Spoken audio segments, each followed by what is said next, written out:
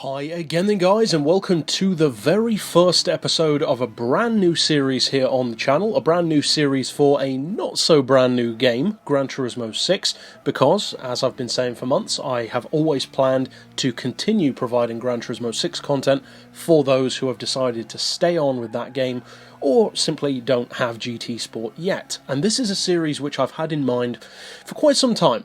It's a series called Pick of the Pack, and this entire series is based around the concept of an ongoing joke in the Gran Turismo world, and that joke is, why so many Skylines? Now, it's not just the Skyline that suffers from that issue. The S2000, the NSX, the Skyline of each generation, basically, especially the R32, 3 and 4, there are far too many variations of these vehicles, and of course the notorious MX-5, with its seemingly limitless variations on the game also.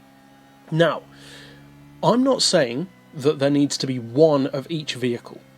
There are some notable exceptions, so that's the purpose of this series, to sift through all of the versions of the car to find which ones actually are worth buying and the kind of differences that they actually have to each other. So for those who want to know, you don't have to fork out millions and millions of credits in buying and tuning the cars, which I have so far. So far I've built up all of the S2000s and all of the NSXs, and it's cost me about 6 million credits to do so. So nobody wants to do that, except me, of course. So that is the purpose of this video, and what better place to start than with the S2000. Now, to clarify, first of all, for future reference, this video will be featured in both Import Nights and the Weekend Warriors playlist, and you can find both of those at the end of this video if you want to revisit the video. But as far as what cars are going to be featured, we're actually going to feature 17 different versions of the Honda S2000, and to keep it specific and as direct and as relevant as possible, we will not be featuring any racing versions, because those have obvious merit, and for the same reason we will not be featuring any aftermarket versions.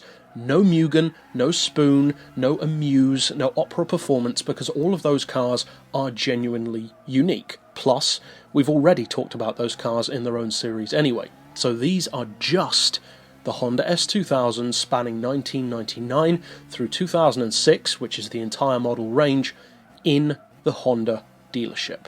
So, what we're going to do is we're going to break down each generation of the S2000 through model years, that is, to find out which ones are the best. So kicking us off first of all is the initiation of the S2000, 1999, and there are three different versions of this initial year of S2000. There's the standard, or Japanese version, there's the US version, and there's the European version. Now visually there are a couple of differences, most notably with the American version, around the headlight region, but in terms of spec, as will flash up on screen, Rivals style, you can start to see some, if any, differences between each model year and the cars within said year. Now in this case, the vehicles don't vary really at all. They all have the same year, obviously, the same price, the same engine size, power, torque, weight, even the horsepower per ton. They're all exactly the same. So as far as buying this first generation, it literally makes no difference which one you buy. Now, for me personally, I think I would just go for the standard Japanese version, purely because it seems the most appropriate. It's the first S2000 ever, and it's a Japanese car, so of course that's the version I'm going to go for. But that's pretty much it overall for that initial 1999 model year. So, of course, you can keep the specs in mind or compare them as we go through the video, but now let's consider the next year, the year 2000. Well, in the year 2000 shape, which there are also three variations of, all of which are Type V models in Japan, European, and again, US versions, the price jumps up a little bit to 35,600 credits. The engine capacity remains exactly the same. You see a small jump in PP. In particular, though, the Japanese version is not quite as high. Interestingly, both the Euro and the American versions have a higher tuned PP level.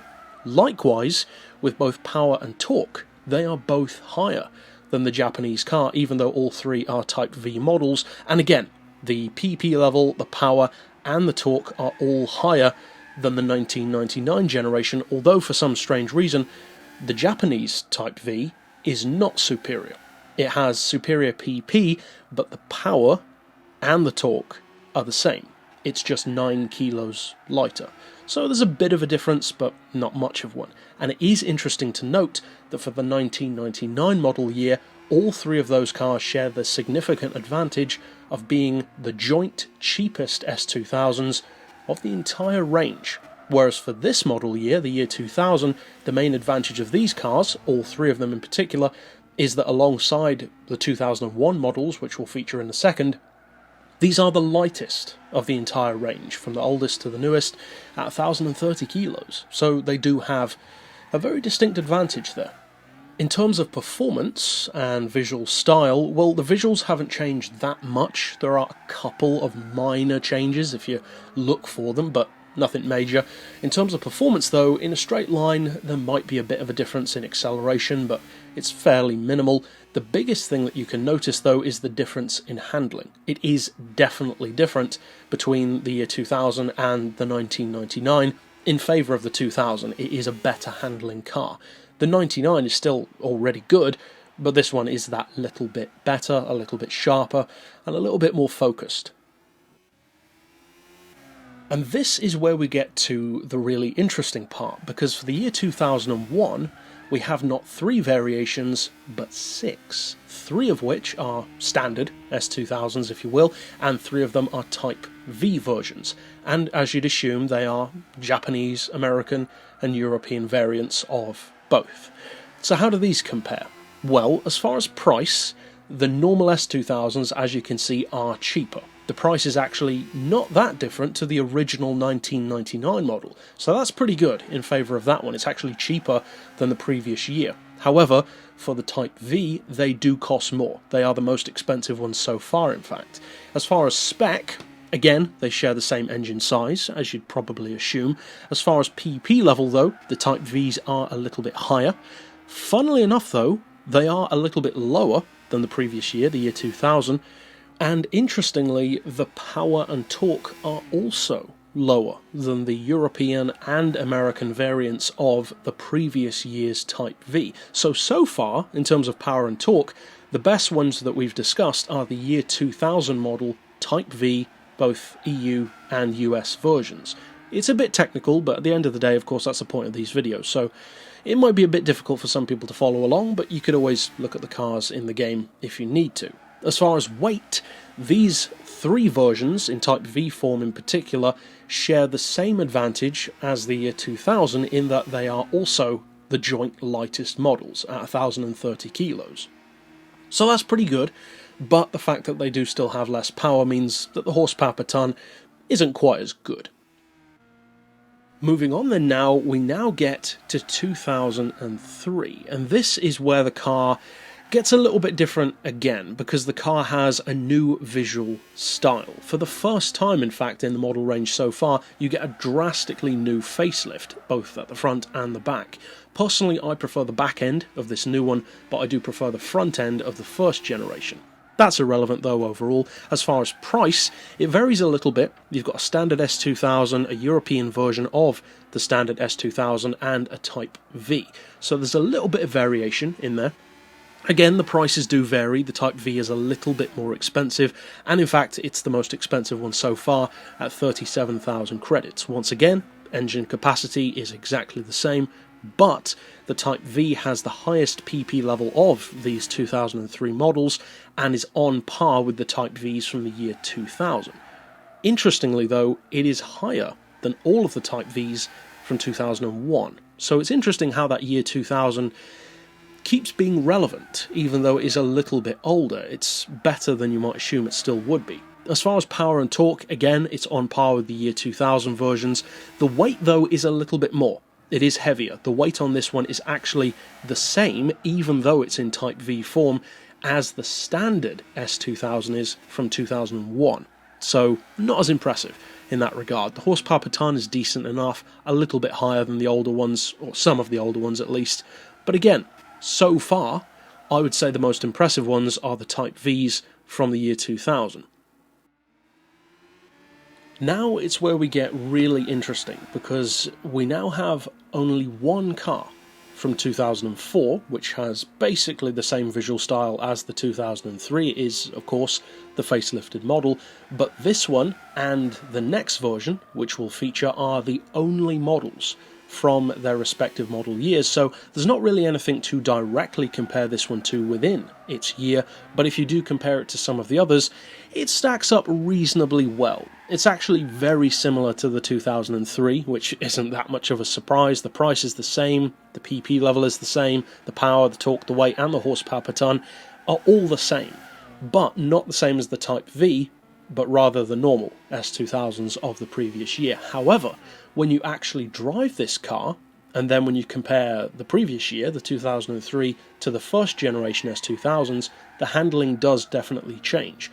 This one is definitely the better of the facelifted models, well, the non-premiums at least. This has much better handling, it's much sharper and much more focused than the 2003. The 2003, I would say, is actually not as good as the 2001 in terms of handling. The previous year, the 2003, is a little heavy in terms of handling. It's not bad, but it's notable, especially when you compare it to how good the other ones are and drive them one after another, as I did. Then, we finally get to the last year of all. And that model year is 2006, and this is probably the S2000 that most people go for obvious reasons. Interestingly, out of 17 cars, this is the only premium model in there. It's the newest S2000 in the game, the 2006 Honda S2000. Now, some of the notable things and the notable differences about this model are not just that it has the detailed interior and the better graphics, but that it is the most expensive of them all. It's the only S2000 to have a different engine size. It's a 2.2 litre instead of a 2 litre. The PP level is a lot higher, thanks to the fact that this is the only one that can have a flat floor. The power is much higher than all of the others at 520 horsepower. That's 25 horsepower more than the closest other. The torque is also a lot higher again, by a similar kind of increase to the power. The weight, though, is not as good as either the 2000 or the 2001 Type V. So that's interesting. Interesting to know. It is roughly the same, though, as the 2003 and the 2004. And finally, for the horsepower per ton, well, even though it is a little bit heavier, the fact that the power is higher means that this one actually has the best horsepower per ton out of them all, just under 500. So overall, we've got very technical, super nerdy, super in-depth, but of course, that's the direct purpose of these videos. These videos aren't really for entertainment, they're just to cut through all the nonsense to show you which cars are actually worth buying. So, which ones are the most notable, and which ones would I recommend actually checking out, and which ones are just totally pointless? Well, the 2006, the premium one, is easily the best one. That is the single S2000 which you should buy, if you're only going to buy one. That's pretty obvious, but it needed to be said anyway. The CC, the PP, the horsepower, the pound-feet, the horsepower per ton, it's the best in so many ways. However, there are also some notable advantages from some of the others. For instance, the 1999 version is the cheapest in all three of its forms of the entire range. Not by much, they only range from 33 grand to 37 anyway, but still, it is the cheapest. Then, the 2000 Type V and the 2001 Type V are the joint lightest of the entire range. So it's interesting that different model years do have some very distinct advantages, but finally, which ones should you actually get out of these 17 cars? Well, actually, what I would say is if you are going to buy one of each generation, if you will, one of the pre-facelift and one of the post-facelift, well, the new one is obvious, you want to get the premium. Of the first generation, though, I would recommend getting the 2001 Spec V in either US or European form. That is easily the best of the first generation, by far. However, for me personally, there's no need to buy a first generation at all. So if I'm going to, I would actually probably only keep the very first one, the 1999 Japanese version, because it was the first S2000 ever, so it has that collector's appeal. So overall, I would say that the two S2000s, which are actually worth buying if you want to, are the very oldest one and the very newest one. The newest one because it's the best, and the oldest one because it's the most significant. All of the ones in between, you can kind of give or take. But that's all the specs for if you need to reference them in future. As I said, pretty technical video, pretty nerdy one as well. And we're going to do probably one of these a week for each of the vehicles which, like this one, have way too many variations in the game. So I hope you enjoyed this as much as you can, just reading off a bunch of numbers. And of course I'll see you guys next time. But for now, as always, thanks for watching.